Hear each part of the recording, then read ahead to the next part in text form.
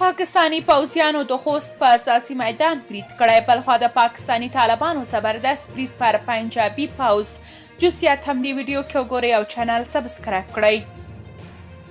تېره شپه پاکستاني ځواکونو په اساسي میدان سیمه باندې توپ ورولای. اوس تازه حالات دا دي چې د اساسي میدان په ساحه کې موجود د پاتک په نامه د سرحدي ځواکونو پخوانۍ قرارګاه چې ډېره عصري جوړه شوې وه چې پخوا پکې د نظام سرحدي ځواکونه اوسېدل او اوس د طالبانو سره وه.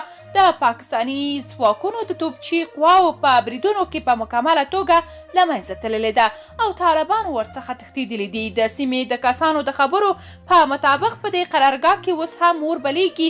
طالبان هیڅوک هم دې سیمې ته نه پرېږدي. بلخوا پاکستاني ډرون الوتکې په کلي او ساحو ګرځي.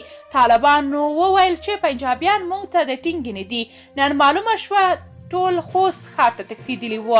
پخوا چې کله د افغان پوځ شاه زلمي و نو کرښه به یې ورته راښکله چې په دې ځای راواوړېدلی نو خیر دې نشته. اوس به پاکستان له چا سترګه کوي. د یادونې وړ ده چې د وروستیو کې د ډیورنډ کرښې بېلابېلو سیمو کې پاکستاني پوځیانو راکټي او توغندیز بریدونه کړي او هدف یې دا وي چې تر څو د سیمې خلک او طالبان له سیمې شاتګ وکړي او په هغه سیمو دوی خپله ولکه ټینګه کړي. خو طالب مشرانو چې که څه هم ګاونډیانو ته بېلابېلو وختونو کې ګواښونه کوي خو مشران او سیمه ییزو مسؤلینو تر اوسه پاکستان ته مخامخ ځواب نه دی ورکړی. په همدې حال یو شمېر هیوادوال وایي چې د پاکستان توغندیز حملو پر ضد د طالبانو خاموشي د خواشینۍ وړ ده او دا به د ولس او طالبانو ترمنځ فاصله پیدا کړي.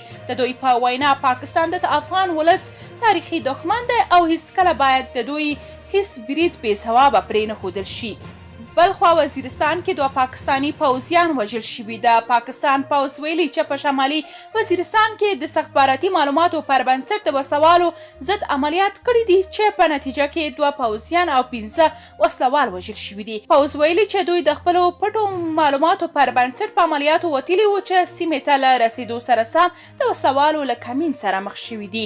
پوځ وایي چې په دې نیم ساعته نښته کې دوه پوځیان او 15 وسلوال وژل شوي او دوه نور ټپیان شوي دي. پوځ نه دي ویلي چې عملیات یې د کومې ډلې په رصد کړي دي خو په دې وروستیو کې پر پاکستاني ادارو د ټي ټي پي بریدونه پام وړ ډېر شوي دي. تاسو که د دې موضوع په اړه کوم نظر لرئ کومنټ کې شریک او چینل سبسکرایب کړئ.